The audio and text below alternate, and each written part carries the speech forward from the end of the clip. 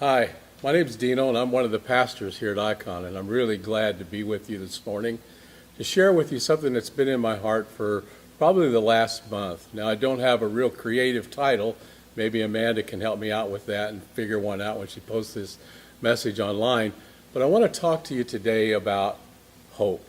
Before we get into the message, I want to do something first. I want to take a hope assessment. What is your hope quotient on a scale of 1 being extremely discouraged and 10 being optimistically hopeful? You're ready to take on the world. Go ahead, give me the next thing coming up. So just take a minute in the comments below and just write a number on that scale down there. Can life really get any more crazy? Worldwide pandemic that we're living in. Many have lost jobs and are currently living with an uncertain financial future. The death tolls are rising, pictures of makeshift morgues in warehouses to make room for the dead. Information is vague and contradictory. There's no real clear end in sight either. Then there's this social turmoil that we're faced with. It's produced riots and pictures of burning buildings, violence, and a social war that is frankly heartbreaking. On top of all that, it's an election year. And we are faced with this ugly political climate that takes strong partisan stands, emphasizing sensationalism and negative aspects of the political parties and the candidates. I saw a meme the other day I thought was kind of funny. It's about this wheat field, overlooking this wheat field. And there were these shark fins sticking out of the top of the wheat field. And at the top in the caption it said, "Can there really be anything else, really?" And that's just kind of the way that it's been. It's like living in a sci-fi movie. All this together is taking a huge psychological toll. And for many, the uncertainty is crippling.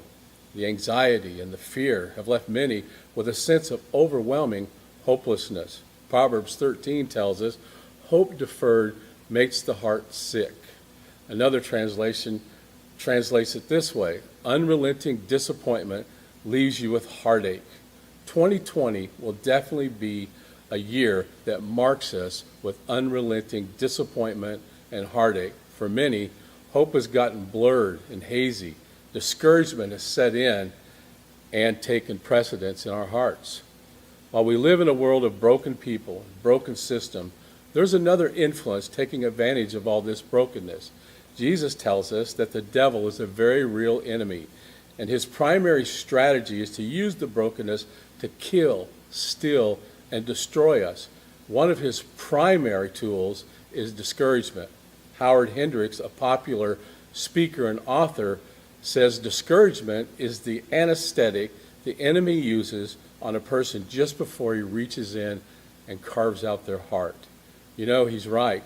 The enemy knows that when we lose hope, we lose the ability to dream about the future.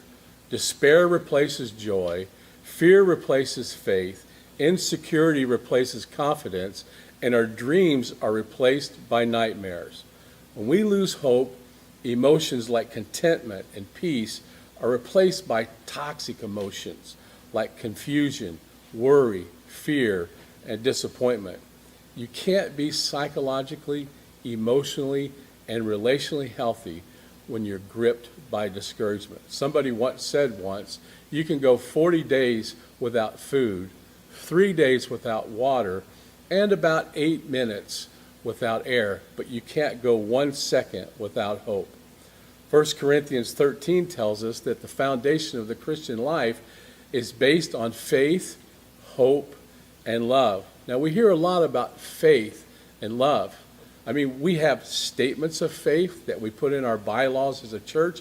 We put it on our website. We write books that'll fill stadiums about faith. And of course, love, who Paul says is the greatest of the three, we write songs about and produce movies so that we can be stirred and charged in our hearts. We hear a lot about those three, but we don't hear a whole lot about hope. Yet, so many Christians are faithful and caring, but yet deeply discouraged. Faith and love are not isolated. They are not sustainable apart from being deeply grounded in hope. So what I want to talk to you today is about hope. And as we go on in the message, I want to do a couple of things. I want to define hope. I want to talk about what it is and what it isn't. And then I want to talk about two keys for developing a sustainable, strong hope for our lives. So, what is hope? Well, we're going to define it here in just a minute, but what I want to do is look at two key elements of hope right now. Two key aspects to hope: desire and expectation of fulfillment. I'm going to say it again. Desire and expectation of fulfillment.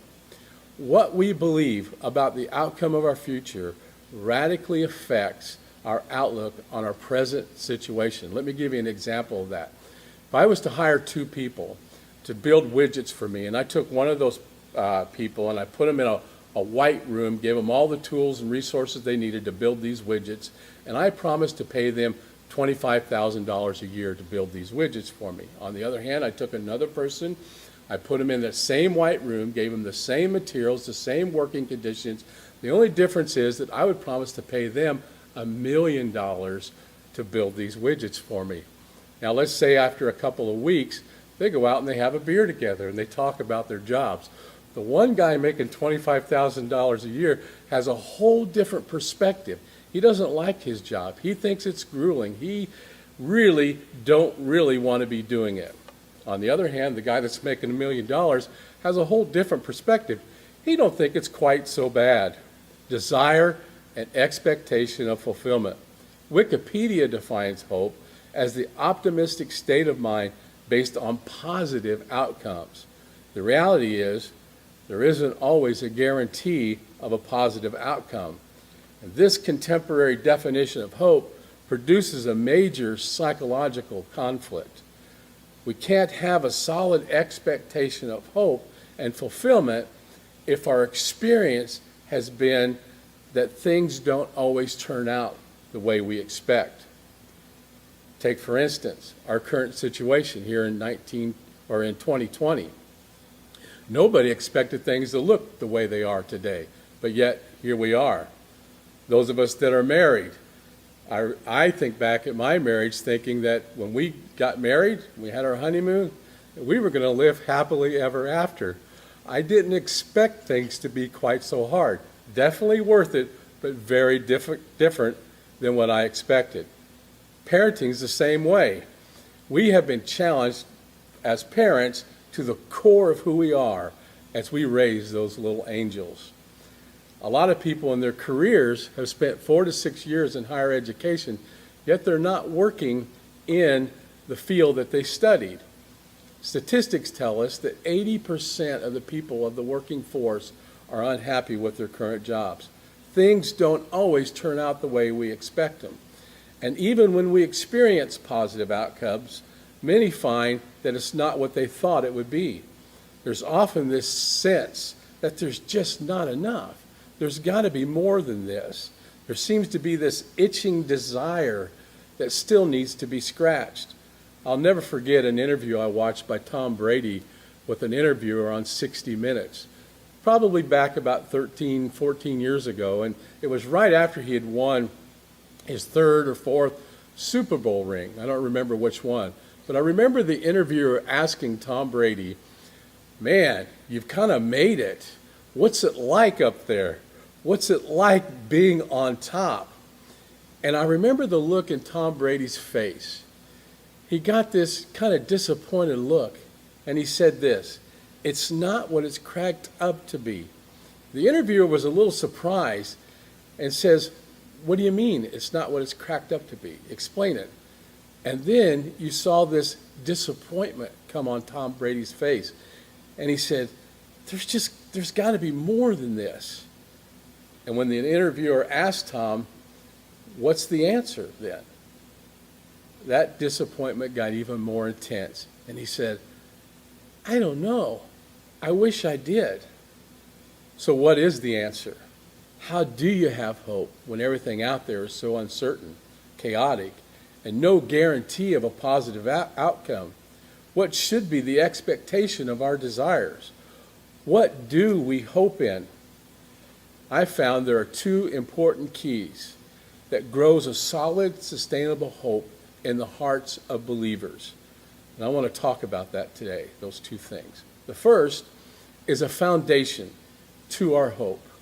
Over the last several years, I've spoken to and I've read online people who are going through a real shift in their faith.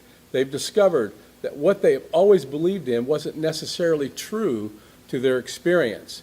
They found their faith was rooted in very vague, obscure thinking that had been attached to uncertainties. And for some, hope has turned into a crippling anger and resentment. And sadly, some are stuck there. Many people today, however, are going through what's called and termed as deconstruction of their faith. And I got to tell you, I think this is a good thing. I think we all should go through that from time to time. Dan talks about 6 years ago, him going through a type of a deconstruction of his faith and a rebuilding. But just like home remodeling, when we start to demo, we find that underneath the facades, there can be big problems. Older homes with electrical, knob and tube, or galvanized plumbing is often found failing. It can be difficult to get honest about our faith when we pull back the facade and find that it's full of untruths and cliches that are vague and obscure. Hopefully, we can find the courage to rip those things out and begin to reconstruct with solid truth that will not fail. And hopefully, we'll be very mindful of where we are looking for the expertise and materials to rebuild that faith with. We need to make sure we are not building what's just on what's popular or what's coming from an emotional bias. Like back in the 1970s and 80s, there was a product for plumbing called polybutylene. And it was very popular all over the country until the late 80s when homes, thousands of them all over the country, began leaking through the walls. And then later on, the product was banned and discontinued in the mid-90s. This is especially true that we're careful about what we're building with and what we're building on when it comes to our foundation. I currently live in a subdivision where some of the homes are having foundation issues. I've been told the ground on the east side of I-35 where I live is unstable, and some of the builders over there didn't take the necessary precautions when building there. It was with great personal emotion that Peter writes and refers to Christians as living stones being built into a spiritual house, a house with Jesus as the cornerstone. Cornerstone is a stone chosen by the builders to bring alignment and solid foundation to every other part of the structure. This was Peter's way of saying, our hope is built on the bedrock of Christ's character, revealed in the person of Jesus Christ, and not on the positive outcomes of this world. Our foundation of hope is not the intellectual concepts or constructs of Jesus, but an intimate experience that we have with the person of Jesus Christ. Others may not see it, they may not understand it, they may even reject it, but knowing Christ and experiencing God's nature through Christ is a rock deeper and more stable than our earthly desires. It's more powerful than politics, it's more certain than the pandemic, and more meaningful than social reform. There are two main reasons that Jesus came to the earth: to reveal God to man and to redeem man back to God himself. I love what the Message says in Matthew chapter 7. When Jesus says this, Jesus said that the teachings and the things he was revealing to us about the Father were not incidental additions to your life or homeowner improvements to your standard of living. They are foundational words to build a life on. If you work these words into your life, you're like a smart builder who built his house on solid rock. The rain poured down, the rivers flooded, the tornado hit, but nothing moved that house. It was fixed on a rock. Our hope as believers is not a vague, uncertain, detached cliche. It's not wishful thinking or a pipe dream. It's rooted in what God has revealed to us about himself in the person of Jesus Christ. I want a hope that's not dependent on positive outcomes, but a hope that rests deep in my soul, that will sustain me in the midst of all the external turmoil going on in this world. We must get beyond the intellectual concepts of God and experience for ourselves his character, his faithfulness, his love, his peace, and his comfort, his courage, his sovereign control in our lives. We are created to be in a loving relationship with our Creator.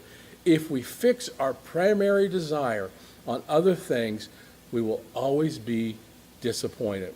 Craig Rochelle, senior pastor of Life Church, where we get our YouVersion app of the Bible, puts it like this: my hope isn't based on what I see in this world. My hope is based on who I know God is. That's a hope not based in uncertain positive outcomes, but a certain hope anchored in the character of God. Now, I've got a couple of questions I want you guys to look at, and we're going to take a few seconds as we read through these for you to just feel free to make comments in the comments section on the website there. The first question is this: what foundation does your hope rest in? Is your hope firmly planted in a relationship with God, or do you look to things, people, and culture for peace, satisfaction, and direction? Is your hope based on what you see or on who God is? Do you see difficulty as an opportunity to move toward God or reason to move away from him? Feel free again to comment below.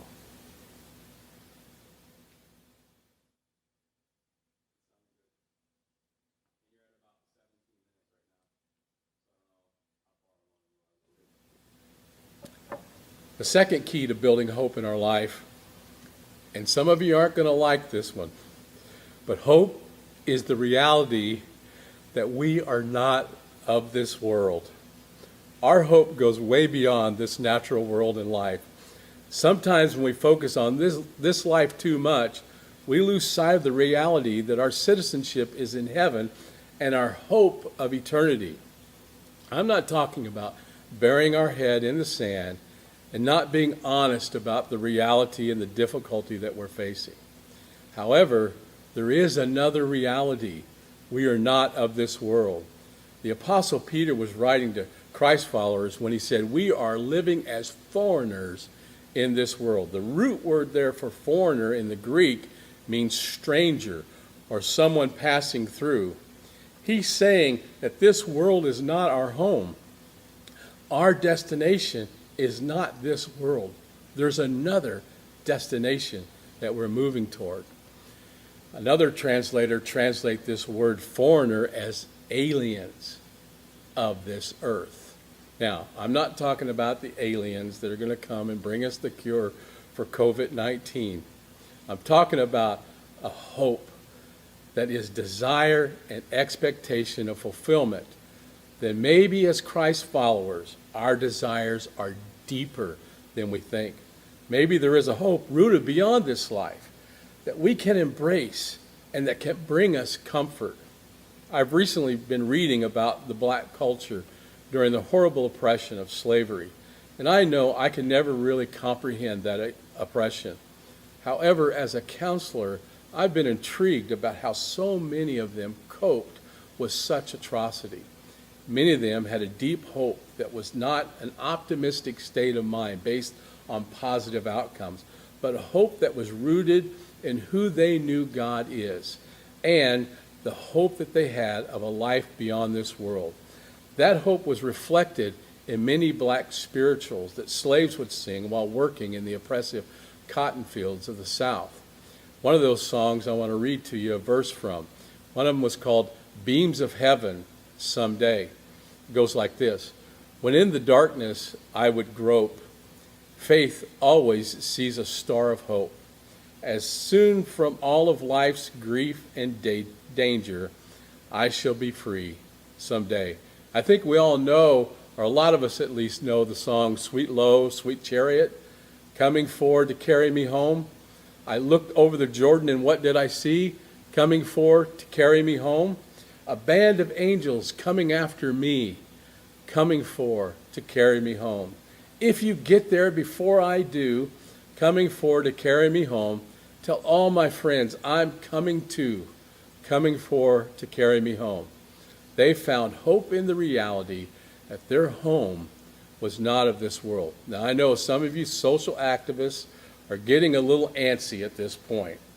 And I want you to know that I believe God's plan is to use us to bring redemption, restoration, justice, and reconciliation. It's God's nature and his kingdom, and that he wants that manifested here on the earth. My head is not buried in the sand. I'm committed to loving mercy, doing justly, while walking humbly with God, a part of the passage that many Christian activists have forgotten. We all need to work to see God's kingdom of justice and mercy expressed here on the earth. But I also know that this side of Christ's return and complete restoration of a new earth, there will always be brokenness. Now, I'm not saying we should lay down and accept it, just that sometimes that brokenness and the tension between justice and mercy can be overwhelming for some. And they can lose sight of hope beyond this life and yield to fear and anger. That's when we have to remember there is a hope beyond the brokenness and the uncertain outcomes of this life that's rooted here. And that's why Paul told the Corinthian church in 1 Corinthians chapter 15, if the only benefit of our hope in Christ is limited to this life here on earth, we deserve to be pitied more than all others. As Christ followers, we are different, not because of our location, but because of our destination. As Christ followers, the deepest longings in our soul are not illusions. They are not false positive. So a couple more questions for you concerning this section that we just talked about. Feel free again to comment below. In general, do you look more like your location or your destination? Do your conversations, gut level reactions, look more like I'm headed toward God or away from him? Does my life look like someone who's following Jesus home?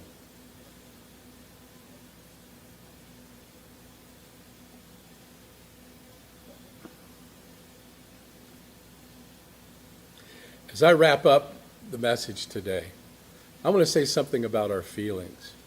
When we find ourselves in a ditch of overwhelming emotions and discouragement has overtaken us, it's important that we acknowledge that our feelings are very real. We need to take an honest look at those feelings. We need to wrestle with them. We need to find a trusted friend and talk about those feelings, become vulnerable with them. It's what I do as a counselor, and I know how important this is. I also know that sometimes the ditch gets comfortable and we set up camp, especially when there are other people in the ditch with us, and they're very empathetic toward our feelings. It gets really comfortable. What we have to remind ourselves of is that the goal is to get out of the ditch. We eventually need to see that God is in that ditch with us.